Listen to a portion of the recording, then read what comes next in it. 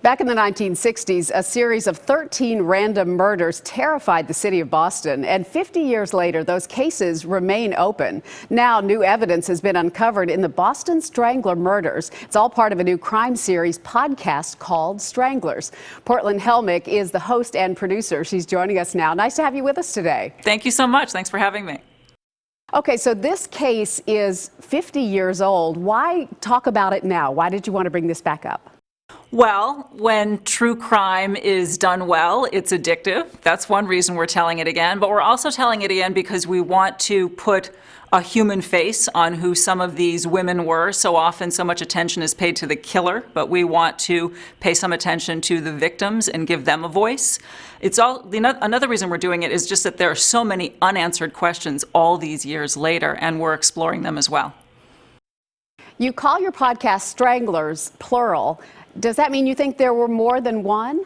Well, certainly the title suggests that maybe there was more than one Boston Strangler, and many people throughout the years have thought that perhaps there was. There are plenty of people in that camp, and then there are just as many of people in the other camp who believe that the self-confessed Boston Strangler, Albert DeSalvo, was the one and only guy. And we're not coming down hard one way or the other. We're basically presenting the information and the evidence, and we're letting listeners make up their own minds.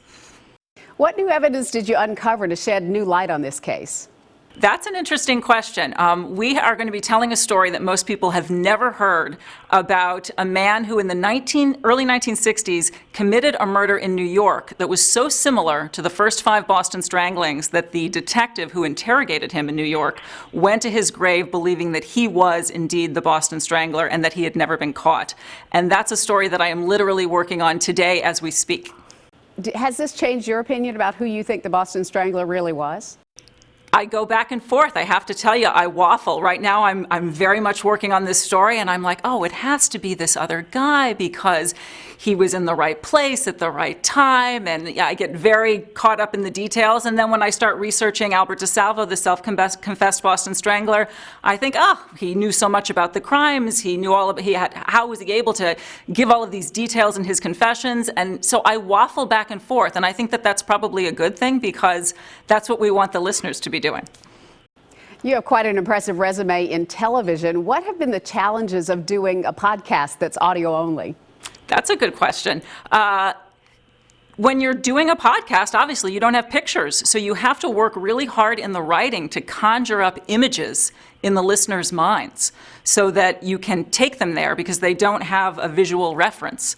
And also when I'm interviewing people, I'm really encouraging them to tell me the story visually. What was so-and-so wearing? Tell me about the diagrams of the murder scene and how they were laid out on the table. Anything to conjure up images because you don't have that reference.